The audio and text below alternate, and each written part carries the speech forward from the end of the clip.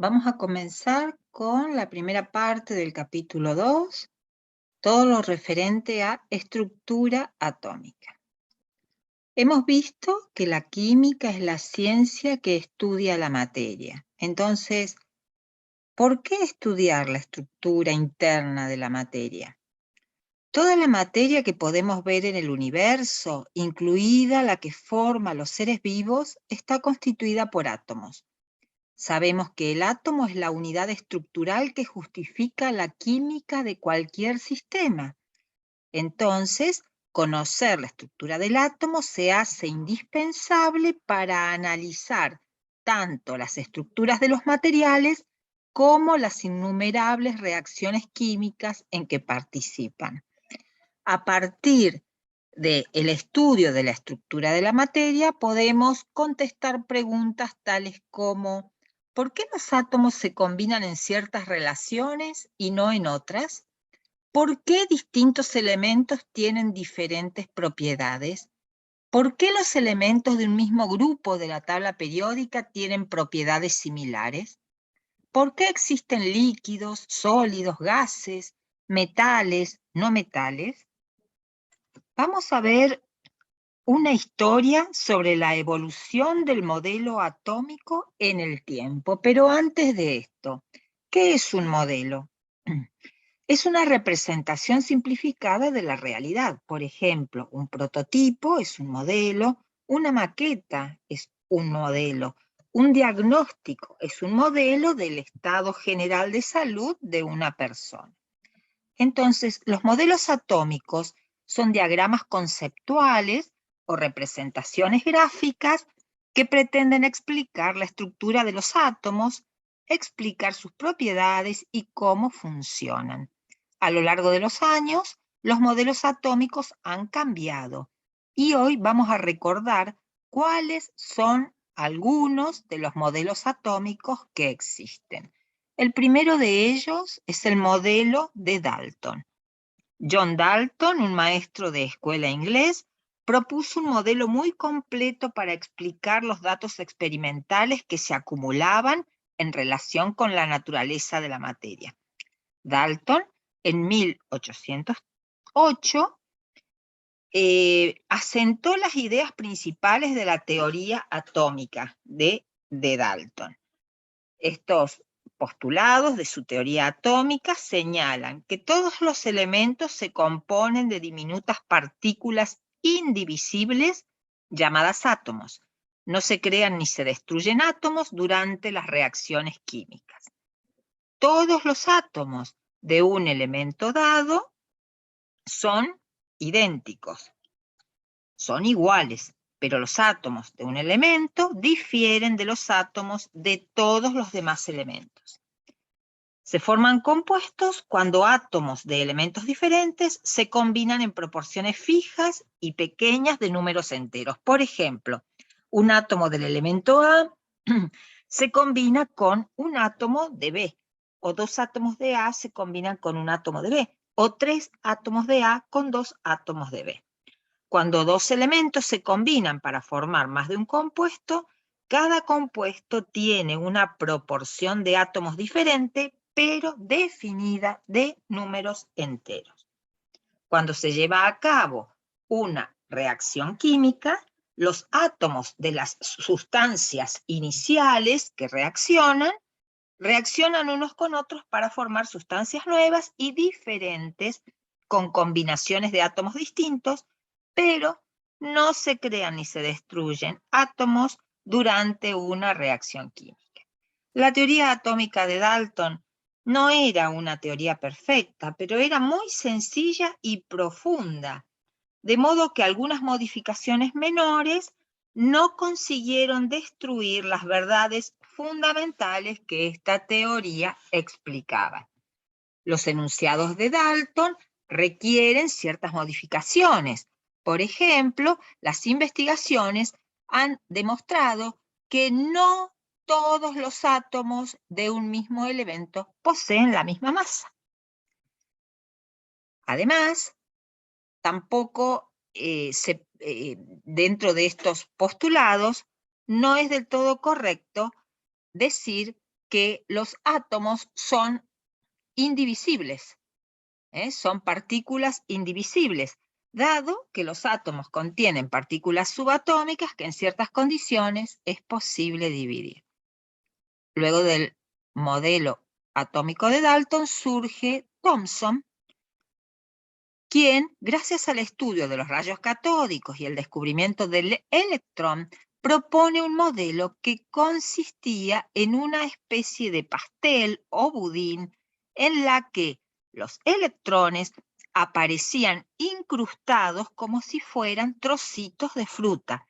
De esta forma, pretendía explicar que la mayoría de la masa estaba concentrada o asociada con la carga positiva y que había un número determinado de electrones distribuido uniformemente dentro de esa masa con carga positiva.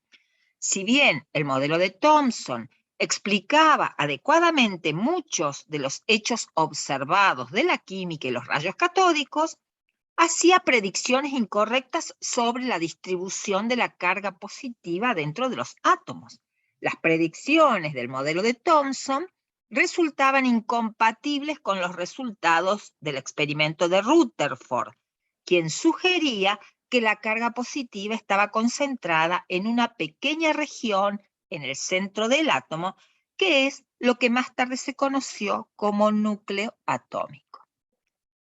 ¿Qué es la radioactividad o radiactividad? Es la emisión espontánea de radiación o de partículas subatómicas o de ambas a la vez. Existen distintos tipos de radioactividad. Así tenemos los rayos X, que es una radiación penetrante sin carga.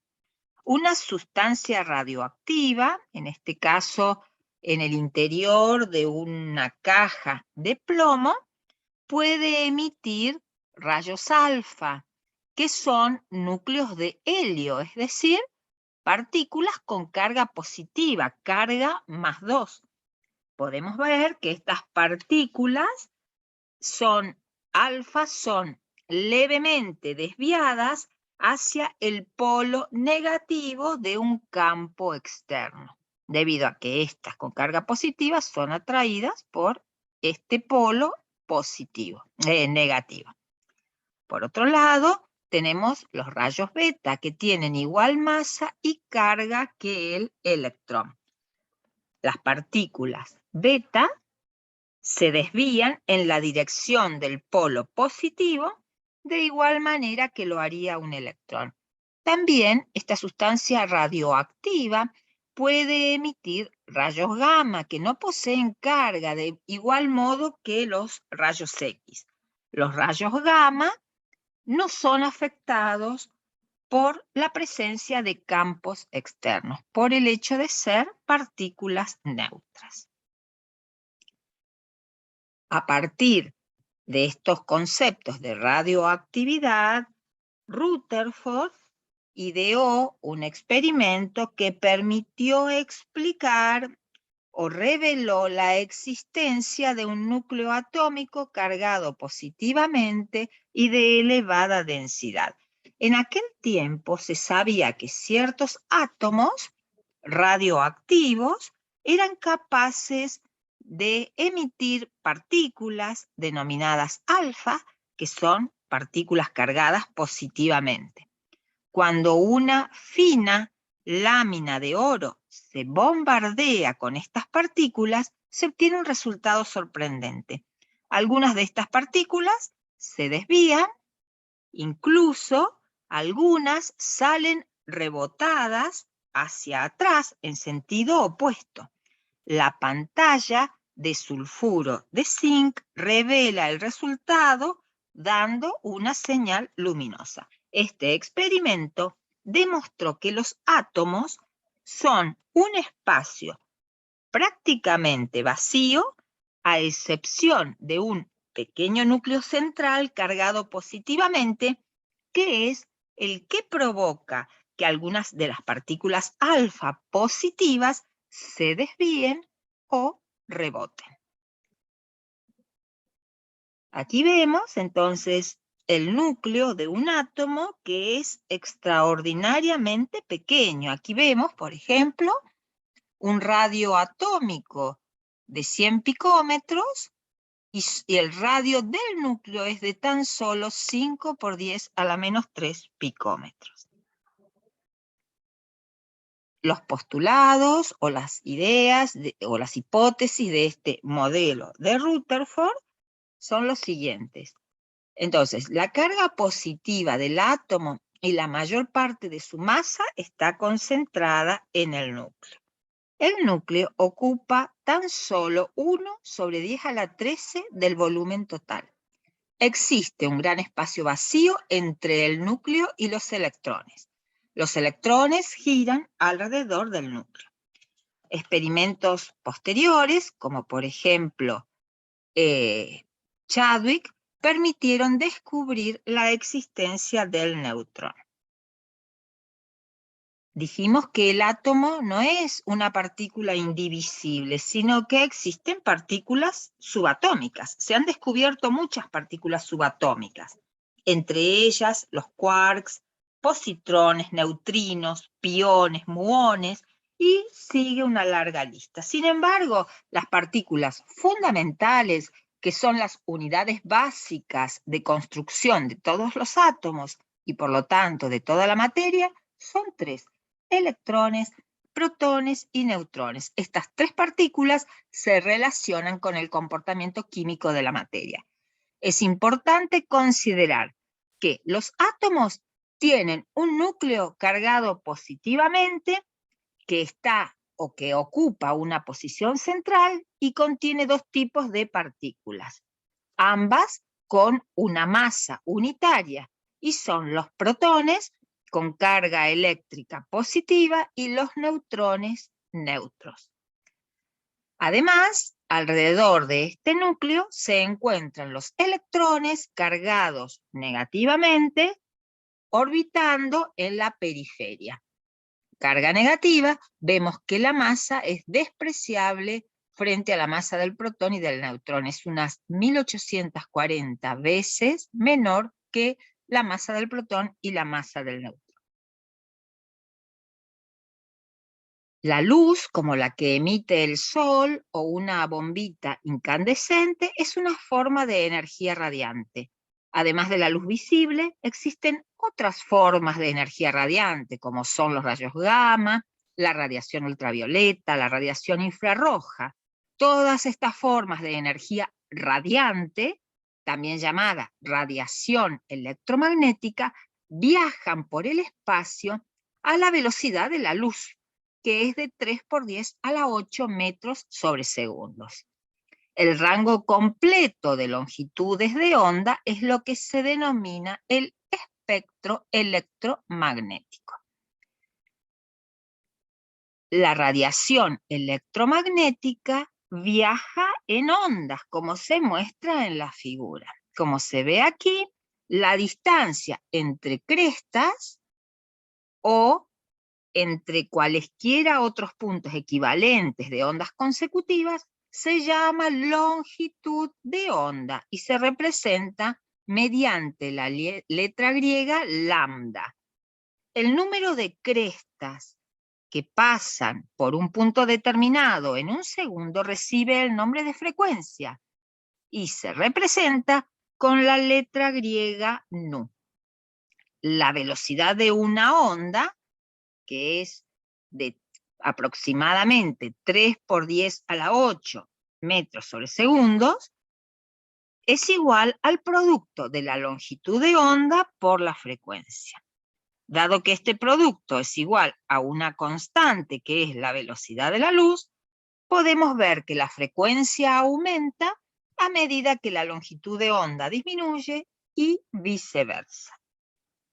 El espectro electromagnético en su totalidad comprende un extenso intervalo que va desde los rayos gamma de alta energía, alta frecuencia y longitudes de onda cortas hasta las ondas de radio, que son ondas de baja energía, baja frecuencia y longitudes de onda largas.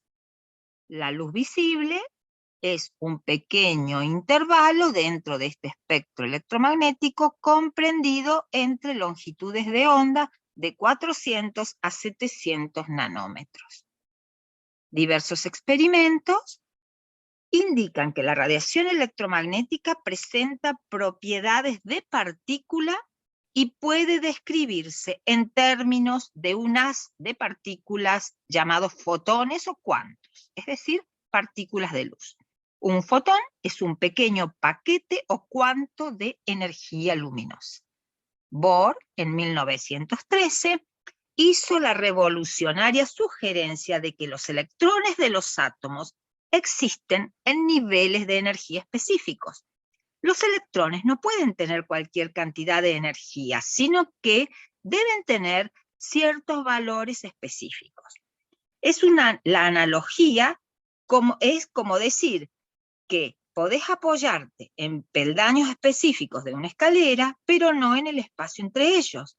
Podemos subir un número determinado de escalones hasta un nivel más alto o bajar de regreso a un estado basal. Al pasar de un peldaño a otro, la energía potencial, que es la energía debida a la posición, cambia en cantidades definidas o cuantos, dados por esta expresión.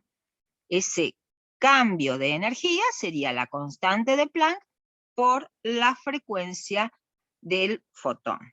En el caso de un electrón, su energía total, que es potencial y cinética, cambia al pasar de un nivel de energía a otro dentro de un átomo.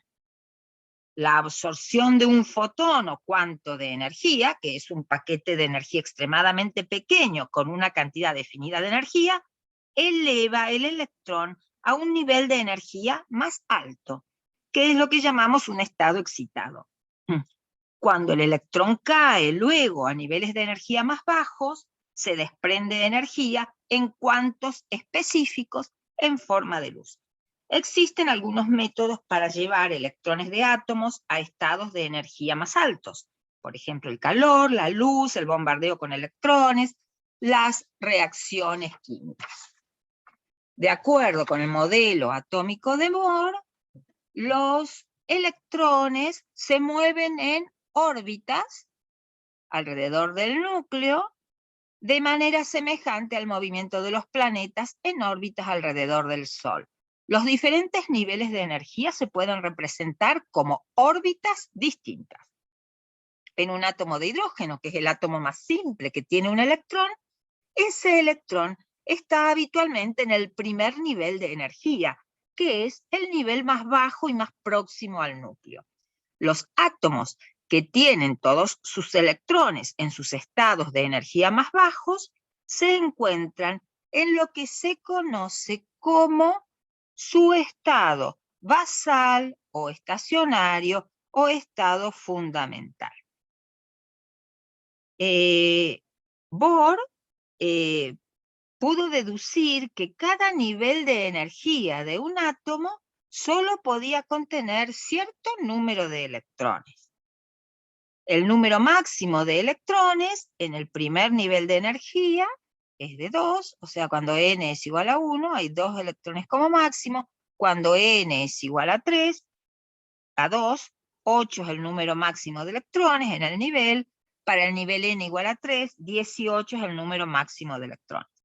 A medida que nos alejamos del núcleo, la diferencia de energía entre los niveles va siendo cada vez menor. Es decir, los niveles de energía están más próximos entre sí a medida que aumenta el nivel de n. Entonces, este estado en el que los electrones se encuentran en sus estados de energía más bajos se conoce como estado basal o estacionario o estado fundamental. Cuando la energía en forma de calor o de luz, por ejemplo, hace que los electrones salten a niveles de energía más altos, se dice que el átomo está en estado excitado. Cuando estos electrones excitados regresan a su estado basal, emiten energía. Si la energía liberada tiene longitudes de onda entre 400 y 700 nanómetros, se observa luz visible.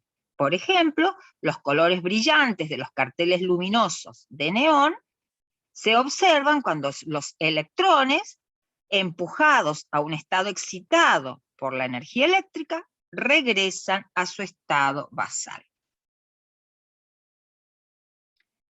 El francés Louis de Broglie, un estudiante de posgrado en física, escribió en 1924 una tesis doctoral en la que presentaba la idea de que si las ondas luminosas manifiestan ciertas características de partículas, entonces quizás las partículas de materia podrían mostrar características de ondas.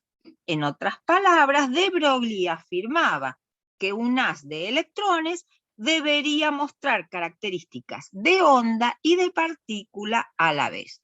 Es decir, los electrones, al igual que los fotones, se comportan como partículas, tienen masa, y como ondas, tienen energía.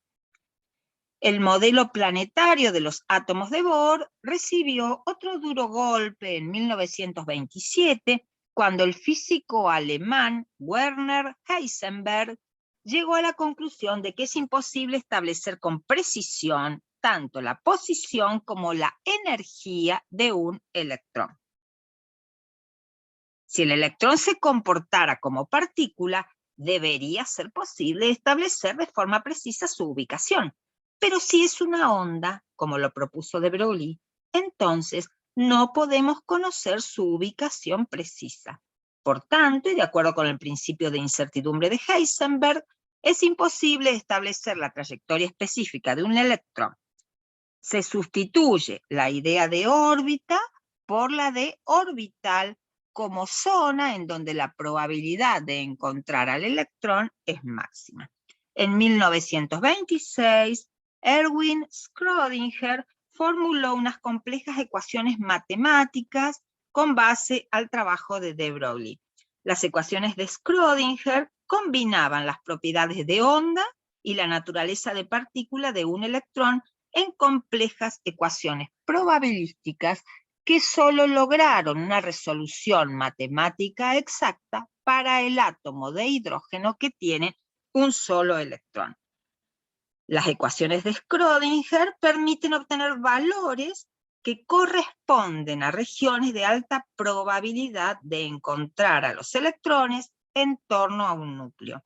Al igual que una nube de electrones, las regiones de alta probabilidad electrónica no son las órbitas planetarias definidas del modelo de Bohr, sino que se representan, en cambio, niveles de energía definidos y también regiones denominadas subniveles o subcapas. Cada uno de estos subniveles contiene uno o más orbitales. Cada orbital es una función matemática que corresponde a una región del interior de un átomo ocupada por un máximo de 2 electrones con spin opuesto. Y así, de la mano de los numerosos descubrimientos que tuvieron lugar desde los tiempos de Dalton hasta Schrödinger, nuestro conocimiento del átomo cambió en grado considerable. Y tenemos aquí el modelo atómico moderno, conocido como modelo mecánico cuántico del átomo. Este modelo del átomo, si bien es más exacto, también es más complejo. Los postulados de este modelo son los siguientes. Los átomos solo pueden existir en determinados niveles energéticos.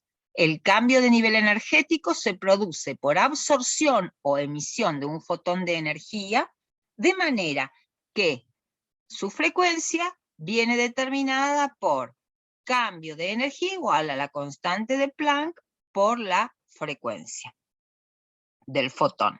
Los niveles energéticos permitidos para un átomo vienen determinados por los valores de los números cuánticos. Entonces, ¿qué son los números cuánticos? La solución de la ecuación de onda de Schrödinger da lugar a los llamados números cuánticos. Estos números presentan o proporcionan una mejor característica de los electrones, permiten localizar a un electrón en el átomo. Hay números cuánticos de los orbitales, 3, y un número cuántico de los electrones. Los números cuánticos de los orbitales son el número cuántico principal, n, el número cuántico azimutal o secundario, identificado con L, y ml, el número cuántico magnético. ms es el número cuántico de spin, que es el número cuántico de los electrones. Número cuántico principal n, especifica el nivel energético del orbital, siendo el primer nivel el de menor energía, y se relaciona con la distancia promedio que hay del electrón al núcleo en un determinado orbital. A medida que n aumenta, la probabilidad de encontrar el electrón cerca del núcleo disminuye y la energía del orbital aumenta. N puede tomar valores enteros positivos desde 1, 2, 3 hasta 7.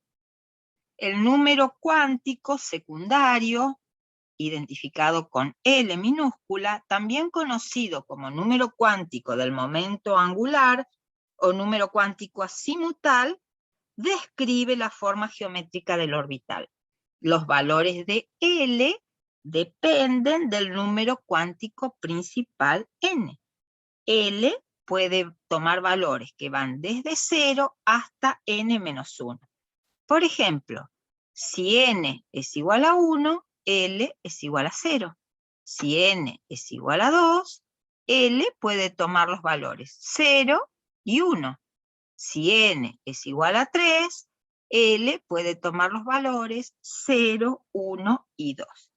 En el caso de los átomos con más de un electrón, L también determina el subnivel de energía en el que se encuentra un orbital dentro de un cierto nivel energético. El valor de L se designa mediante las siguientes letras. Si L vale 0, se representa con la letra S. Para L igual a 1 se usa la letra P, L igual a 2, D, L igual a 3, F.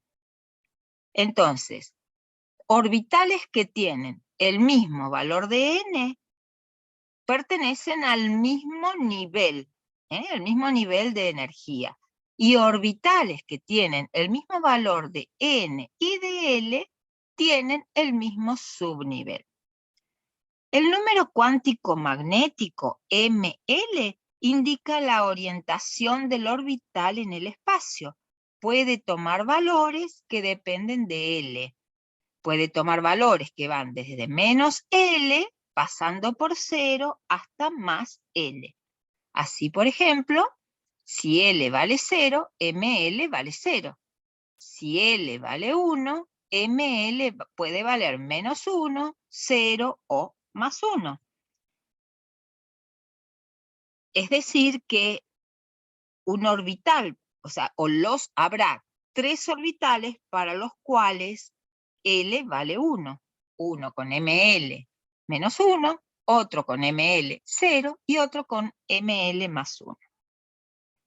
Así, por ejemplo, si L vale 3, ml puede valer menos 3, menos 2, menos 1, 0, 1, 2 o 3. Toma 7 valores diferentes.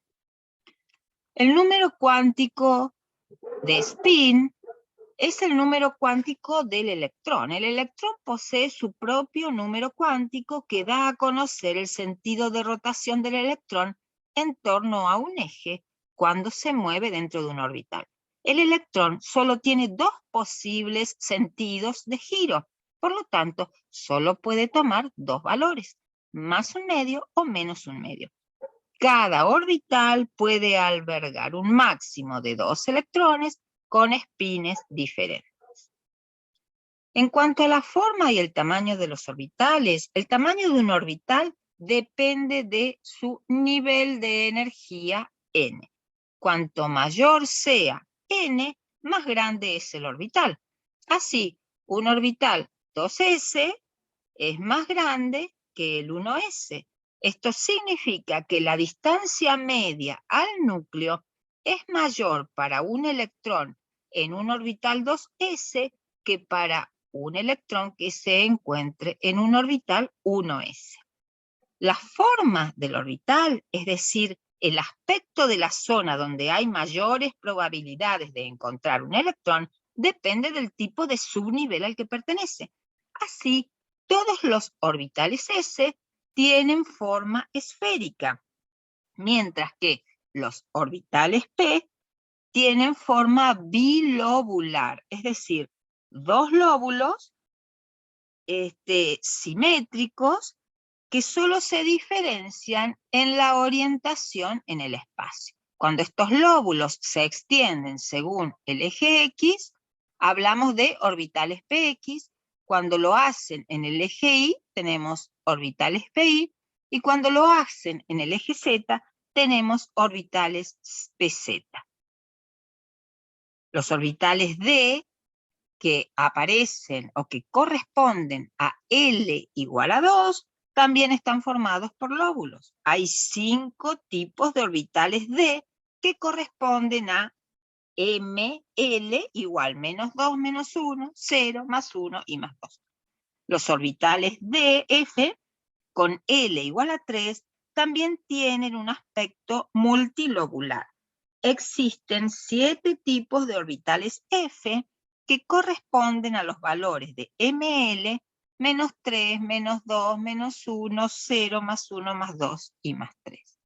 Aquí vemos entonces un cuadro con los números cuánticos correspondientes a diferentes designaciones del subnivel. Siempre que hablamos de subniveles S, sea 1S, 2S, 3S, 4S, N va a ser este número que antecede al nombre del subnivel. Entonces, para el subnivel 1S, N vale 1, L vale 0, ML, que podía valer de menos L a más L pasando por 0, va a valer 0, y esto significa que el subnivel 1S tiene un solo orbital con una población máxima de 2 electrones con espines opuestos. Y eso vemos también en el subnivel 2S, donde solamente cambia el número cuántico principal. 3S, ¿sí? O 4S. En el caso de subniveles P, que recién aparecen en el segundo nivel de energía, N vale 2, o 3 para el subnivel 3P, o 4 para el subnivel 4P. L, ¿sí? Para la designación P, tiene el número 1. Por lo tanto, ML puede valer menos 1, 0 o más 1. Hay 3 orbitales P con diferente orientación según los ejes X y Z. Cada orbital P tiene un máximo de 2 electrones con espines opuestos. Y vemos que esto también ocurre para el subnivel P del tercer nivel o el subnivel P del cuarto nivel. En el caso de los subniveles D, que aparecen en el tercer nivel de energía, L vale 2, por lo tanto ML puede tomar estos 5 valores diferentes. Hay 5 orbitales D, cada uno con un máximo de 2 electrones con espines opuestos. En el caso de subnivel F, que recién aparece en el cuarto nivel de energía, en el subnivel 4F, N vale 4, L vale 3, ML puede tomar los valores menos 3, menos 2, menos 1, 0, 1, 2 o 3. Hay 7 orbitales de F con un máximo de 2 electrones en cada uno de ellos con espines opuestos. Y aquí vemos el diagrama de niveles de energía. En un átomo los electrones ocuparán orbitales de forma que su energía sea la menor posible. Por ello se ordenan los orbitales en base a su nivel energético creciente. La energía de los orbitales para átomos de varios electrones viene determinada por los números cuánticos N y L. En la figura se muestran los orbitales de los 4 primeros niveles de energía, desde N igual a 1 hasta N igual a 4, y están en orden creciente de energía. Puede verse que la energía de los orbitales no coincide exactamente con el orden de los niveles. Por ejemplo, el subnivel 4S tiene una menor energía que el 3D. Todos los orbitales de un mismo tipo en un nivel dado tienen igual energía. Por eso se colocan todos a la misma altura.